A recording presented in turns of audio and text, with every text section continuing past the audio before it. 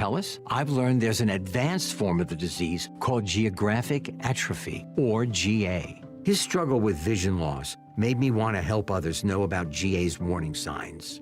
For some, straight lines seem wavy, like when looking at a door frame. For others, blurry or missing spots can make it hard to read or see loved ones' faces. Many have trouble seeing in low light, making driving at night difficult. GA gets worse over time and cannot be reversed. If you've been diagnosed with AMD and notice vision changes, don't wait. Talk to your eye doctor about GA today. Learn more at gawon'twait.com. That's gawon'twait.com.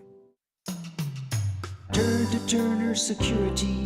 Hey, it's Brian Barrett. Here at the radio station, we needed a security solution to keep the staff safe while also giving us some flexibility with guests entering the building. I've tried to find a solution for years, met countless representatives, and they all said it can't be done. That is, until I turned to Turner Security. Not only is it done, it's done right.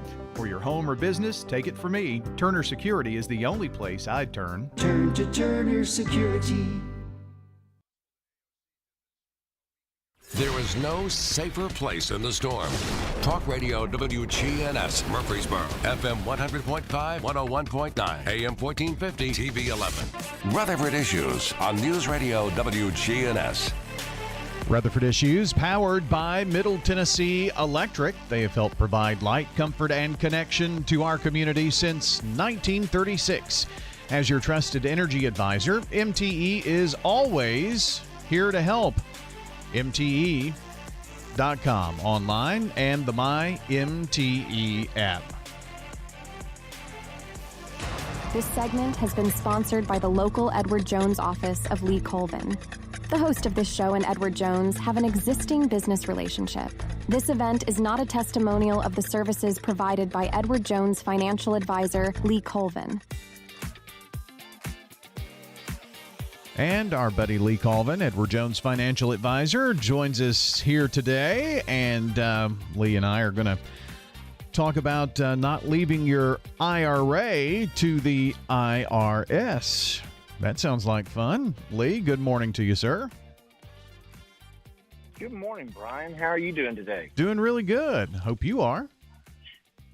Oh, we are loving life, buddy. Loving life. Absolutely. Got a little color in those fall trees right now.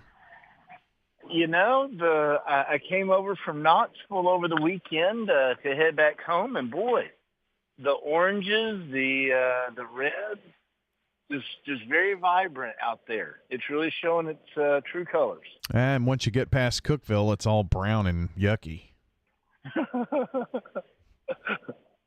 It was not quite as beautiful, I've got to admit. But maybe this fall will allow those trees to come to full life as well. Yeah, we hope so, at least. So, well, we used a couple of acronyms there, so I guess we're going to have to dive into that. So, if you've invested in an IRA for some time now, it may be to turn a key source of income for your retirement, and you still might not want to deplete your IRA. So kind of talk a little bit about that and not leaving your IRA to the IRS. Absolutely. Brian, exactly what you just said. While most folks have many invested in those IRAs, the fact is a lot of folks still have pension plans, still have 401ks. And so while your IRA still has sizable assets and may have sizable assets after passing, it would likely end up in your estate plan because you may not have used all the money having also had 401ks and pensions as well. So with that, if you leave your IRA to grown children or other family members, you and your family, through your estate, they could be hit with a very large or big tax bill in the future. Yeah. And that's really what we want to talk about today, is trying to keep some of that out out of Uncle Sam's pockets. Well, I know you've got a little background to kind of set this up that you want to kind of lay some groundwork here to give us a better idea. Yes. So, up until the Secure Act of 2019, those who inherited traditional IRAs could actually extend their required withdrawals over their lifetime, which stretched out the annual taxes due on those withdrawals. But the Secure Act changed the provision for non-spouse beneficiaries who did inherit an IRA after 2019. And what happened here, Brian, is that beneficiaries of inherited IRAs, they went from a lifetime payout to having a 10-year payout beginning the year after the prior owner's death.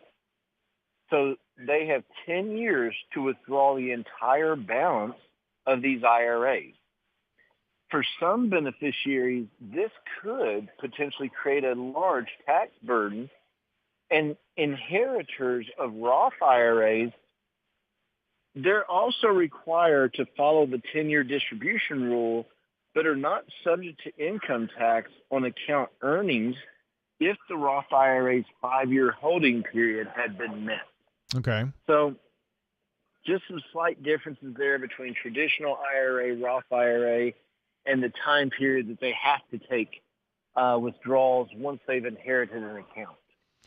So Lee Colvin, an Edward Jones financial advisor, is joining us today. We're talking about not leaving your IRA to the IRS. Lee, let me ask you this question. Are all beneficiaries affected by this new rule? That's a great question, Brian. Not all beneficiaries were affected by the new rules. Number one, spouses can stretch their inherited IRA distributions over their lifetime, and exceptions exist for certain non-spouse beneficiaries. As an example, minor children of the IRA owners, so folks who are under the age of majority, also chronically ill or disabled individuals, and beneficiaries who are no more than 10 years younger than the IRA owner may opt to stretch their distribution. Okay. So are there some requirements here that we might need to know about? Well, so the new 10-year requirement, it actually applies to IRAs inherited on or after January the 1st, 2020. So again, anyone who inherited prior to that would not be subject. But due to confusion over changes to required minimum distribution rules for some beneficiaries of inherited IRAs, the IRS waived penalties for individuals who failed to take RMDs in 2021 and 2022 and extended the RMD penalty waiver for 2023. So, while you had to follow the rules, the government understands they maybe changed a lot of rules and folks were confused. So now they've given a little bit of grace. So in those scenarios, right? These rules give beneficiaries, those not eligible for the exemptions, more time to plan. They will eventually have to start taking those required minimum distributions, though, right? They will, and that can affect their tax situations. So I've brought a few items to talk about to protect your heirs, and just some suggestions that we can consider. Okay, there are three that you are going to, or a couple you're going to touch on here, using permanent life insurance and leaving taxable investment accounts to your heirs. So let's touch on using permanent life insurance first, if you don't mind. Sure. So a properly structured permanent life insurance policy could actually help you replace the assets that your family might lose to the taxes that could result from an inherited IRA. So you might even consider naming a charity as the beneficiary of an IRA rather than your family members. The charity would receive the IRA proceeds tax-free, and the life insurance could then provide tax-free benefits to your heirs. Okay. An interesting way to look at that, too. And we mentioned leaving taxable investment accounts to your heirs. So how do you address that, Lee? Yeah, so apart from your tax-deferred IRA, you may own other fully taxable accounts containing investments such as stocks, bonds, other investments. Typically, these investments receive what's known as a step-up in their cost basis once they are inherited. This means that the heirs will essentially inherit all of the gains that your investments have earned by the time of your passing, but they won't be taxed on those gains.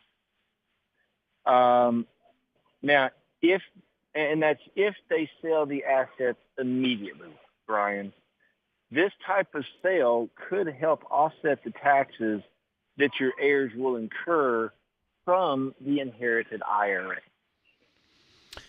Well, the tax and investment issues around, inherited IRAs, I mean, a lot of this can get really confusing. We really just kind of maybe scratched the surface today a little bit.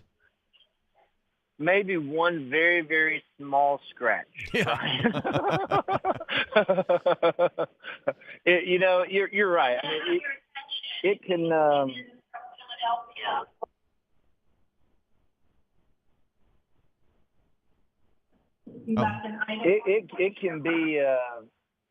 It can be a very small scratch of information that is coming to folks, but we always suggest that you consult your tax and your financial advisor before making any moves. And also, as with many areas relating to inheritances, the sooner that you start planning for these things, the better. Most certainly. And I'm sure that with that being said, that you or any of the Edward Jones financial advisors here in the area would most certainly be able to help you make a maybe bigger scratch in that. We would absolutely love to help anybody who has this happening. If you know of an inheritance that you're receiving and you have questions, we'd love the opportunity to help. If you're a family member who's trying to plan and prepare so that your family has a path to protect against taxes in the future in situations like this, we'd love the opportunity to help you as well. Lee, as always, enjoy our conversations. I know you've got a flight to catch there, and it sounds like they're boarding at the gate, so you better run. Absolutely. Hey, buddy, have a great day, and we look forward to helping. Folks can always give us a call at our office. We will identify their need and try to get them with the best financial advisor locally to help them. You can reach us at 615-907-7056. Again, that's 615-907-7056. Thanks. These statements have not been evaluated by the Food and Drug Administration. This product no treat, cure, or prevent any disease. What's up? I'm tired of feeling so bloated. That used to be me. Then I got this. Align bloating relief plus food digestion. A probiotic